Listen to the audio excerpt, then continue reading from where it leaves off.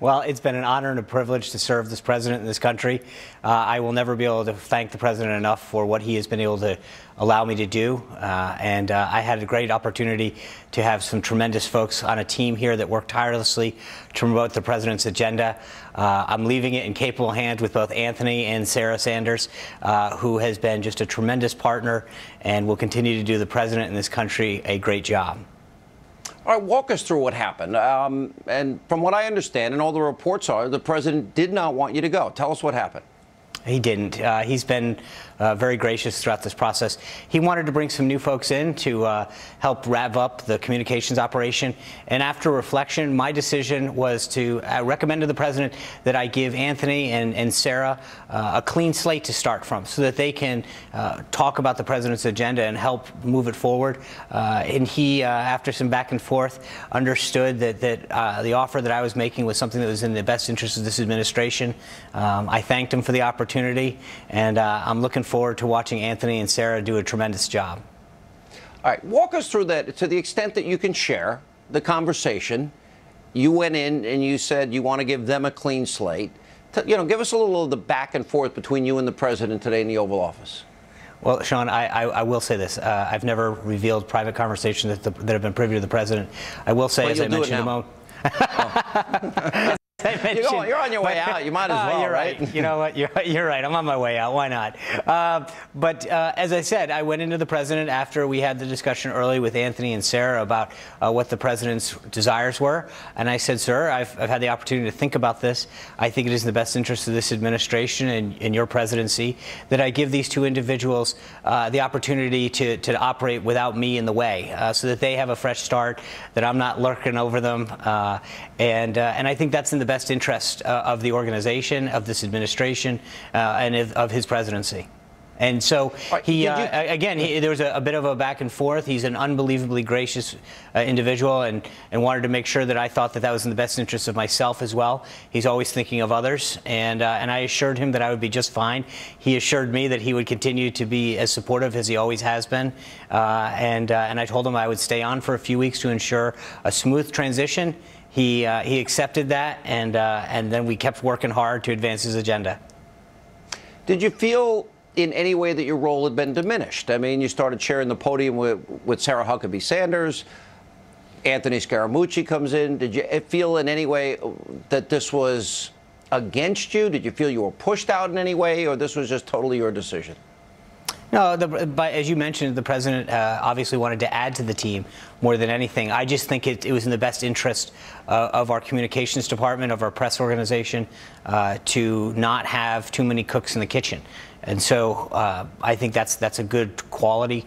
They need the team here that works so hard, so tirelessly to advance the president's agenda, needs clear leadership. And I thought it would be a bit confusing having additional people at the top. And so I wanted to move on to give both Anthony and Sarah that clear lane in each of their respective areas.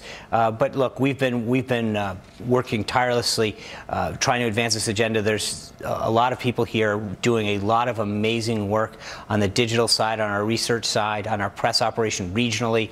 We had a very successful Made in America week this week, garnering over millions of impressions throughout the country of the amazing things that products that are come from around the country, and that the president's working hard to keep and grow the manufacturing base and the job base around this country. So there's so much to be done, and we've got two additionally talented people that will continue to lead this effort forward. Let me ask you about, from your perspective, being on that podium. And I've known Tony Snow, Ari Fleischer, our own Dana Perino. From your perspective, being up there, the state of the media, we have this fake news. We've had phony stories. They get advanced. They blow up. Russia obsession. What is your assessment now, 6 months and a day, deciding to step down, of the media? I think most people aren't really privy to how stories are developed and what stories are make it to the front page or to the mainstream media, whether it's in print or in broadcast. And I think they'd be shocked and disappointed to see some of the bias that exists in some of the stories that don't get told or the manner in which they are told. I was increasingly disappointed in how so many of the members here of the media do their job, or rather don't do their job, the bias to which they come from it at. And as I mentioned a while ago, I think that there's become a very clickbait mentality among a lot of reporters where they're more interested in their clip or their click than they are about the truth and the facts. You know, and this is very interesting to me because I've watched and witnessed some of these exchanges. Yeah. And I know there's been an effort, for example, to maybe change a little bit of the rules inside the White House briefing room.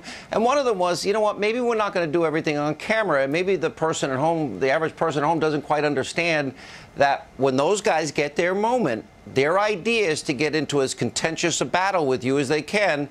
And is it 9 out of 10 times that's what airs that night? That they're not really looking for news, they're looking for their moment? Is that a fair assessment, or am I being unfair to the media?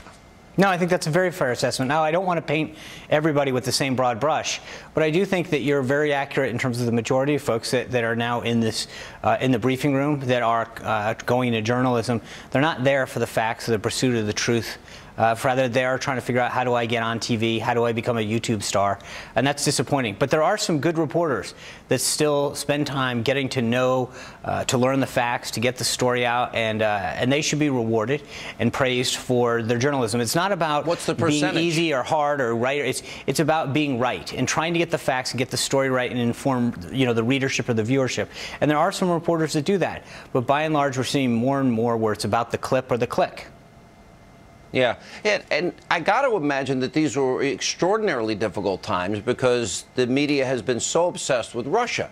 Now, I'm a talk show host. I have opinions. I'm not a traditional journalist. I'd be called an advocacy journalist. But when I look at issues like Ukraine and the influence that they tried to have on the election, as long as it's on helping the Democrats, that doesn't seem to get that much play. Or the Uranium One deal, which I would argue is a real Russia-Vladimir Putin scandal. They didn't seem to care too much about that in the media. And, a whole variety of other issues that I can bring up here. Do you think that by and large, for the American people, you being on the podium, do you think conservatives like myself, when we say there is a media bias, a very, very distinct bias, and their obsession with Russia, am I right? Am I in the middle? Are they right? What do you think? I think you're right. I think the majority of folks, there's two things. One is that there is a bias, but then there's also a Washington mentality. It's really interesting. I'm very proud of the fact that we brought a lot of new voices into the briefing room, whether it's through Skype or getting some talk radio show hosts here and allowing additional voices in. Because what's important is allowing other people to understand that the questions that and stories that we're hearing from around the country, from one coast to another, aren't necessarily the stories and the issues that are being covered by the folks here in Washington. And we find that when the president goes on the road, when we talk about an issue and we do regional media days, the questions and the issues that are of concern to everyday Americans are not nearly what they are for the folks, the pack mentality that exists in the briefing room here at the White House, for those people that get trapped in the Washington, D.C. media bubble. I want to ask you this. I actually think I kind of have a missing chip. And that'll be a great headline on Mediaite tonight. Hannity admits he has a missing chip because they love to cover the media stories. I just don't care what other people think about me.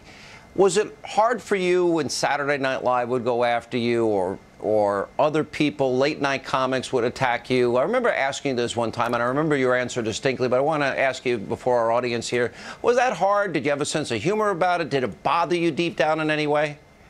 Well, I'm a prankster, so some of the, I like a good joke. I think when it's funny, it's funny. You got to laugh at yourself and accept that there are some self-deprecating things. Was Saturday Night Live funny? Did you like that, or did that bother you? I think there are a couple parts of it that were funny, but there's a lot of it that was over the line. And it wasn't funny. It was stupid or silly or malicious. But there are some skits that I've seen on late night television that I had to crack up at. So sometimes it can be funny. Some of the memes you have to laugh at yourself a little bit. But there are times when it goes from funny to mean, and there's a difference when that happens. And again, to your point, yeah, you have to have a little bit of a thick skin if you're going to do this. You can't be in the public eye. You can't be taking on a role like that if you don't. I think it's hard. So have you thought a little bit about your future? Was this sudden for you, and you've been thinking about it for a while? I've always said that I was serving at the pleasure of the president. So, you know, I didn't spend a ton of time. The president wanted you to stay. He does, and we had a very robust agenda. The president's doing so many amazing things on behalf of this country that it was always about advancing that. But I'm really looking forward. My family's made a tremendous sacrifice to allow me to have this honor, and I really look forward to spending a lot of time with my kids and my wife, who've really been unbelievably supportive to give me this just amazing opportunity that the president allowed me to have. Have you been thinking about this for a while? No. So it was really sudden. Well, I knew what the right thing to do is. I think I have a pretty good compass, and I made a decision that it was in the best interest not of just myself, but for the president and for this administration, was to step aside and let Anthony and Sarah lead the team. But I knew right away that that was what was best for this president, for this country, for this administration, and so I followed that path.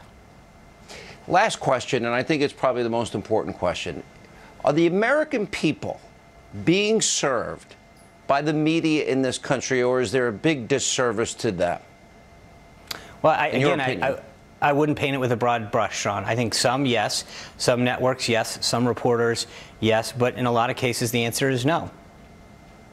Yeah. All right, Sean Spicer, we wish you well. It's not an easy job you took. I remember telling you that, too, in the beginning.